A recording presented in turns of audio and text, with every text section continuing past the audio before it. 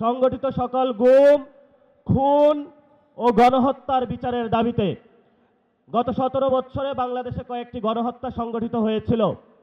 28 অক্টোবরে একটি গণহত্যা সংগঠিত হয়েছিল, শাপলাতে একটি গণহত্যা সংগঠিত হয়েছিল, 24-এ একটি গণহত্যা সংগঠিত হয়েছিল, পিলখানায় একটি গণহত্যা সংগঠিত হয়েছিল। আর অসংখ্য মা বোনের কোলের কত সন্তান যে নিভৃতে চলে গিয়েছিল, সে মুকাদ্দাস ওয়ালি থেকে শুরু করে সেই নোমানি বাই থেকে শুরু করে বাংলার প্রত্যন্ত অঞ্চলে কত রাজপথ যে রঞ্জিত হয়েছিল রক্তে, সেগুলো বাংলার আকাশ বাতাস এখনো সাক্ষী আছে। কয়েকদিন আগে প্রধানমন্ত্রী একটি বক্তব্য দিয়েছিলেন যে আমার যে মেরুদণ্ডটা ভাঙা হয়েছিল, আমি যদি প্রতিশোধ নেই তাহলে কি আমার মেরুদণ্ড ফেরত পাবো কিনা তিনি এই বক্তব্যটা রেখেছিলেন।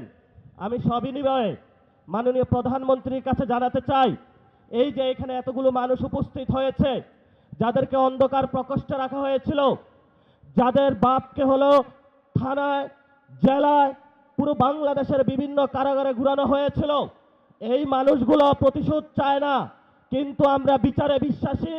আমরা বাংলাদেশে বিচার চাই। যদি বিএনপি সরকার বাংলাদেশে আমাদের এই মজলুম মানুষের বিচার করতে সক্ষম না হয়, ইনশাআল্লাহ 11 দলীয় জোট আগামী নির্বাচনে ক্ষমতায় গিয়ে আওয়ামী ফ্যাসিস্ট আমলের সকল গুম, খুন, নির্যাতন এবং জুলুমের বিচার বাংলার মাটিতে করবে ইনশাআল্লাহ। বিচারের দাবিতে আমরা মাঠে ছিলাম, আছি, ভবিষ্যতে থাকব। বিচার নিয়ে আমরা কোনো এক সেকেন্ডও কোনো কম্প্রোমাইজ করব না। যদি সরকার মনে করে আওয়ামী লীগে ভোট ব্যাংকে যেভাবে একটা সমঝোতা হয়েছে, বিচারের ক্ষেত্রেও সমঝোতা করতে হবে। আমরা বলবো আল্লাহর রাস্তে মাপ চাই বিএনপির ভাইয়েরা, আপনারা নির্যাতিত হয়েছেন, বাংলাদেশের সকল মানুষ নির্যাতিত হয়েছে।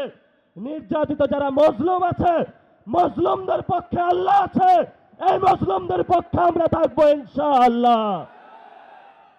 লাস্ট যে কথাটা, এই যে ইলেকশন হয়েছে, আমিরে জামাত বলেছেন যদি সেই ইলেকশনের রেজাল্টটা মেনে নেওয়া হতো তাহলে বাংলাদেশে একটা গৃহযুদ্ধ হতো।